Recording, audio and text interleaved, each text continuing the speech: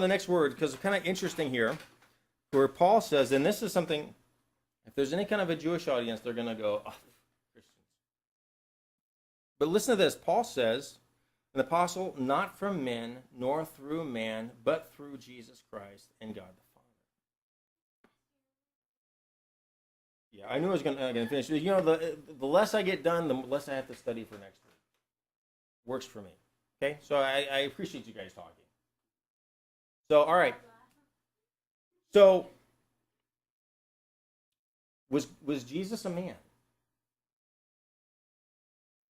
Yes. Well, this says, an apostle, not from men, nor through man.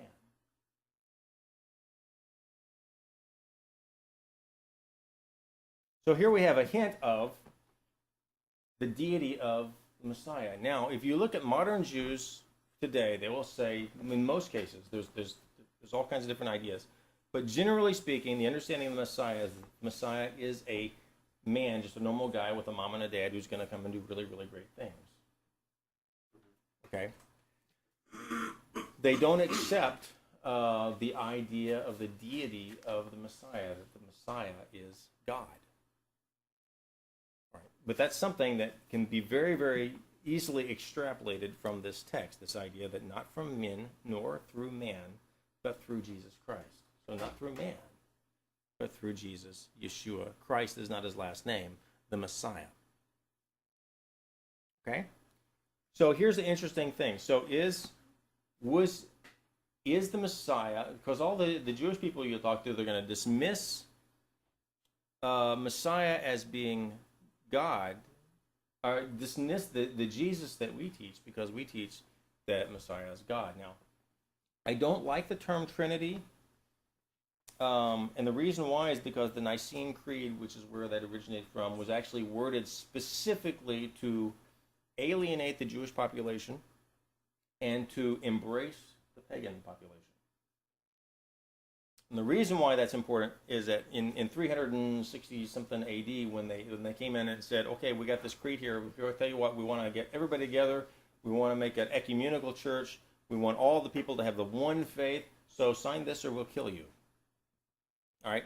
So now they understood that at this point, 80% of the Bible is a Jewish document, right? They understand the Old Testament, that's a Jewish book.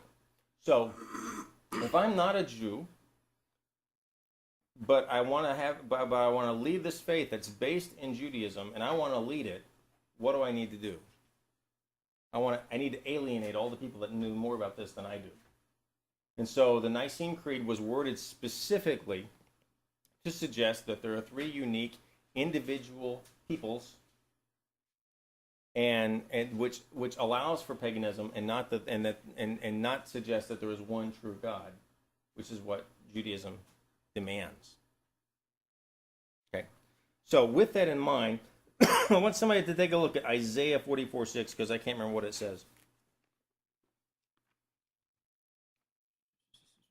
Am I making you nervous? No. You're just dying. I love it. But I'm enjoying this. Okay. But I'm not going to be. I'm not on my A game. Okay, I will read it. That being said, you're not losing me at all. Thus, this is what in Isaiah 44:6 says, thus says the Lord, King of Israel, and his Redeemer, the Lord of hosts. This is Isaiah. Read that again. This is Old Testament. This is Isaiah. Thus says the Lord, the King of Israel, and his Redeemer, the Lord of hosts. I am the first and I am the last. Beside me there is no God.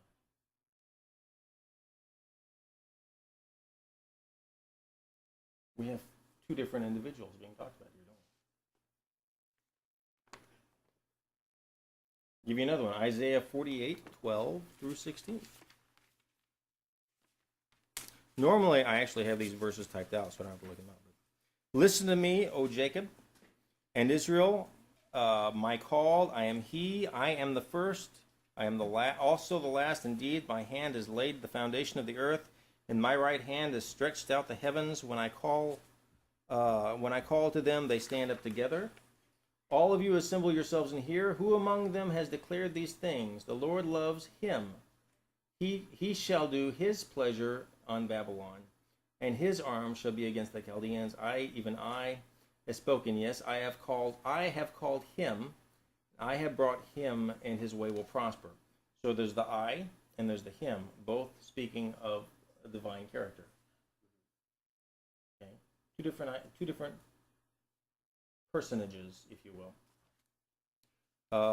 Keep going. Get a little more. You have that's the wrong notes. You have I